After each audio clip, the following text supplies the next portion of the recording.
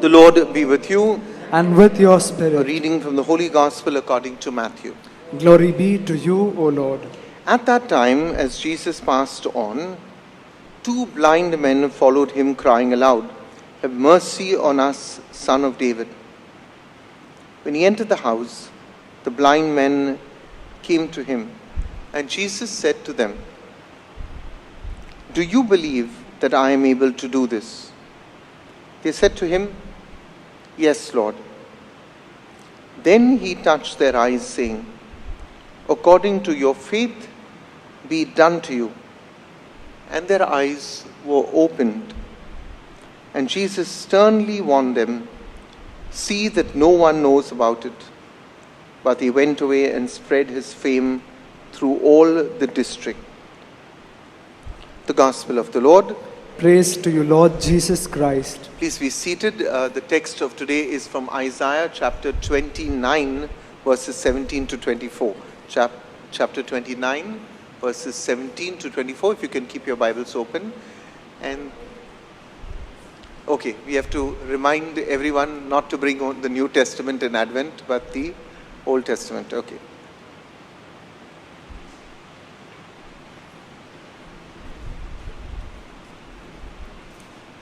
So it will be helpful if you keep your Bibles open. Those who are online from us, chapter 29, verses 17. If you can keep your finger there on the words, "Shall not Lebanon in a very little while become a fruitful field?"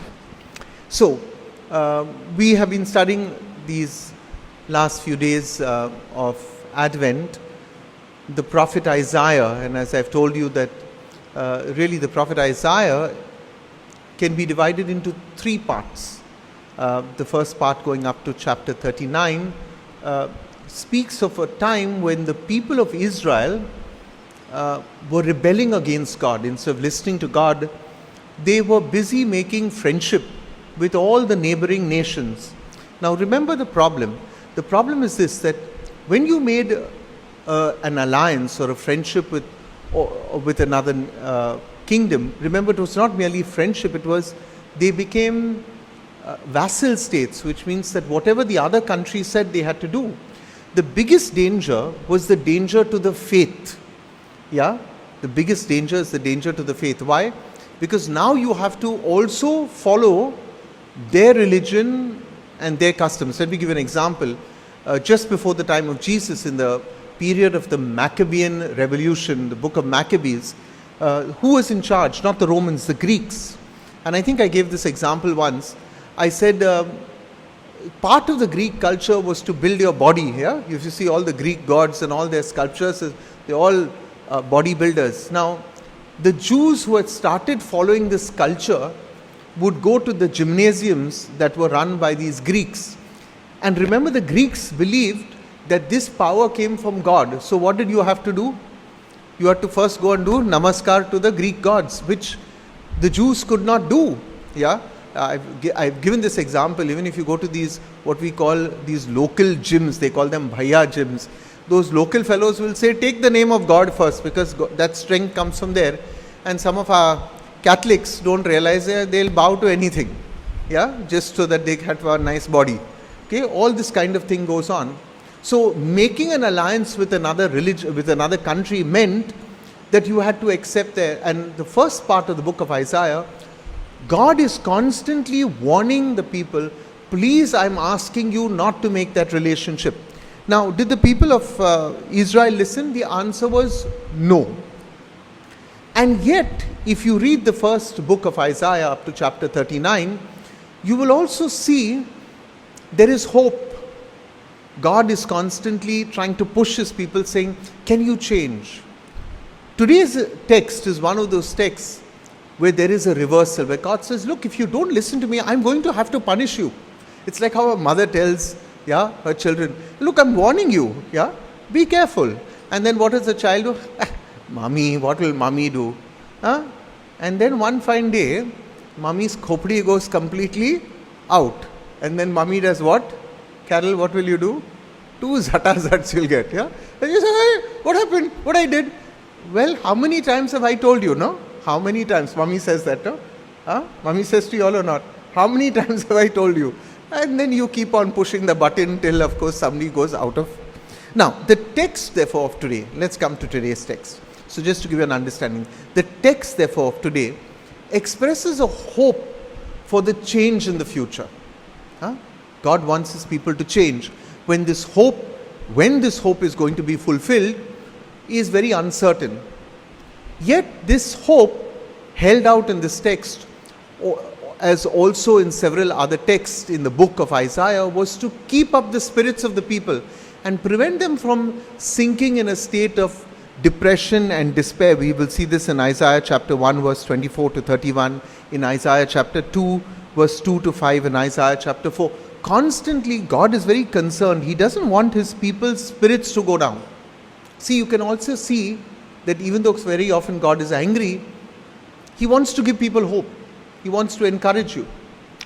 Now, it also gives us in this text several glimpses. We get an idea of the kingdom of the Messiah.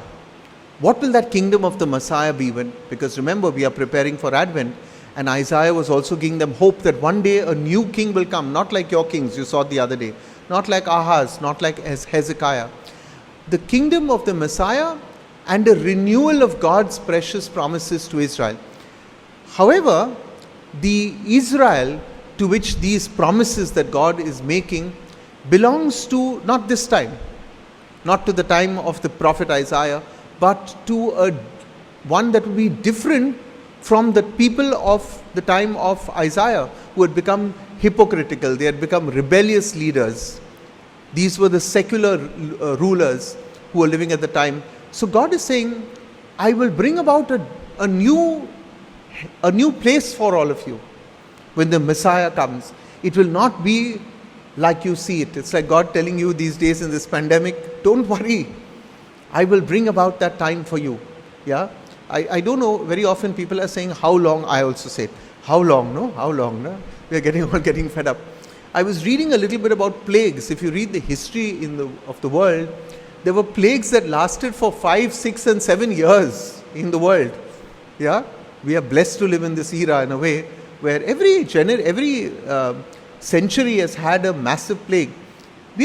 God has been with his people. People have survived. People have died, yes, but people have also come through. The world has gone through.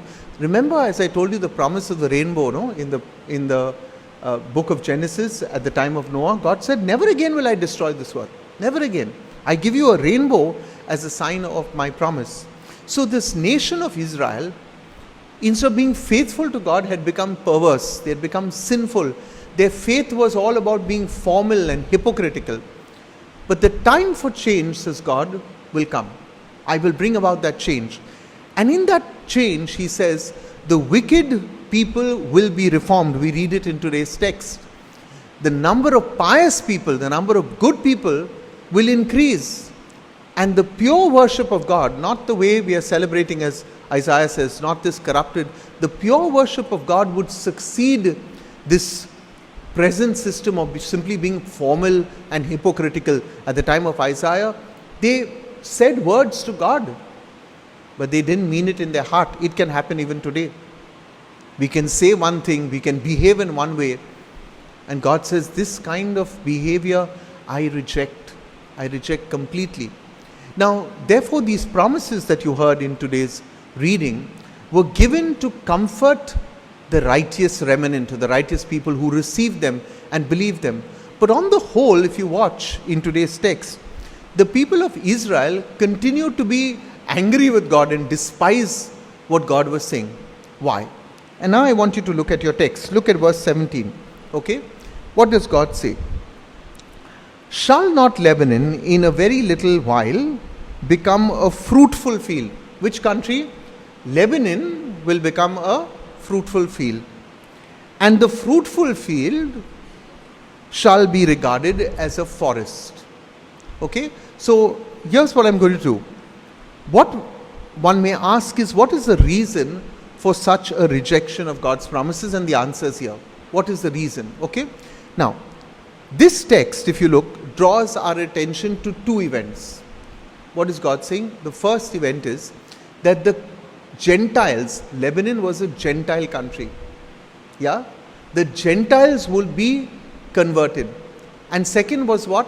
The fruitful field will become a forest, which means there will be a rejection of God's own people.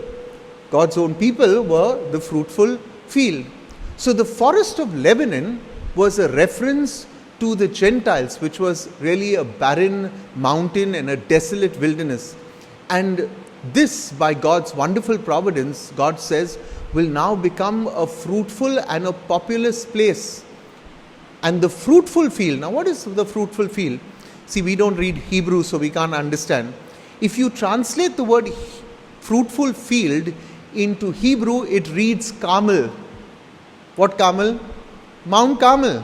The place where Elijah was in that cave, Mount Carmel. If you translate the word Carmel, what does mean Our Lady of Carmel mean? It means Our Lady of the fruitful, means people who come from her produce good fruit. That's what Carmel means. What is God saying? That the fruitful field, Israel, which was the fruitful field, will now, which was supposed to be populous, shall now become barren and desolate, will become like a forest that doesn't produce. You'll say there is still something in a forest, but you can't get grains from a forest. It will become like the... So what is God saying? I will punish you. I will take what is good from you and I will give it to somebody else if you stop listening to me. So verses 18 and 19, as we heard also today, if you look at your Bibles now, verse 18 and 19, on the day the deaf shall hear, it was linked to Matthew chapter 9. Verses 18 and 19 also finds its fulfillment in our Gospel, chapter 9, also in chapter 11. It is Jesus, the Messiah, who when he comes will make the spiritually deaf. Remember the people at the time of Israel? They were spiritually deaf. They were spiritually blind. God is telling them again and again. Are they listening? No. So the Messiah, he will take the spiritually deaf and make them hear. The spiritually blind will see, and joy for the meek, and there will be exaltation in the lives of the needy when the Messiah comes. But it is the same Messiah who will now, pay attention, who will also target those who take advantage of the innocent. Yeah, because at the time of Isaiah, the innocent were also being bullied. God has a word of judgment for those who abuse the righteous. And that word is, you be careful, your end is in sight. That was what God was saying. And I'll show you this if you look at verse 21. Let's read that verse together so you understand. Those who cause a person to lose a lawsuit, those who cause a person to lose a lawsuit, who set a trap for another for the arbiter in the gate, and without grounds deny justice to the one in the right. Therefore, thus says the Lord who redeemed Abraham. And then the condemnation begins. Now watch. What is God really saying? The gate in verse 21 was the place where at the time of Isaiah, where judgment was given and public assemblies were held. It must have been the start of the city where people could come here. Now, if somebody had a problem at the time of Isaiah, if they had a grievance, they could come to the gate, which was a physical gate. They could stand and they could speak freely. But what happened at the time of Isaiah? Israel, the country, had become so wicked that if anybody boldly stood up and reproved an oppressor, said this person is doing something wrong at the gate, instead of giving him justice, the people of at the time of Isaiah had set a trap. Look at the words there. They set a trap for the arbiter. And they set a trap to bring that person down, to ruin them. Sounds like some people sometimes in our community also, no? In our parishes also, no? Instead of helping one another, what do? When someone stands up and speaks for the truth, what do? खींचते हम, ठोकते हम, नाम खराब करते हम. It is in this context that judgment today is passed against these kind of people. And God says, be careful, because the evil people who took advantage of others will be dealt with by God when the Messiah comes. Clearly, God is saying, you do whatever you want now, but your end is coming soon. Your end is coming soon.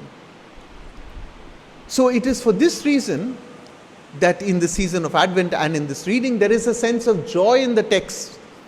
For the power of those who do evil will be gone, says Isaiah. Look at chapter 29. Look at those last two verses of 22 and 24. Because it describes the inner transformation that will take place in the people of Israel in the age to come. And the Lord's people, the meek, the lowly, will find new joy in the Lord. And the ruthless and the arrogant, on the other hand, will cease to be. I want to say something now to everybody. You know, very often I hear also people tell me, you know, Father, I am being cheated in the courts. You know, my own family has spent several years in court. I've seen my parents lose sleep. Yeah, lawyers who are questionable. Sometimes the system that is questionable. I don't want to say anything lest I be hauled for contempt of court. Yeah, but sometimes the system being questionable. Lawyers being questionable, people who cheat us, trick us. Recently I heard of a person who said, Father, my entire life savings has gone. You know, I want to say something to all these cheaters and liars. Your time is up, says God. Your time is up. And I want to say to those who are struggling and suffering, especially those who are watching this Mass, I know many of you sometimes struggle with the fact that when is God going to give me justice? God keeps His promises. Never forget this. You know, you may even lose a court case now because somebody cheated you. You may lose your money because somebody cheated you, but woe be upon the person. Woe be upon that person who causes somebody else's downfall. Because the word of God is true. And everything that the prophet Isaiah said came true. Came true. So do not lose hope. The season of Advent, why are these readings given to us?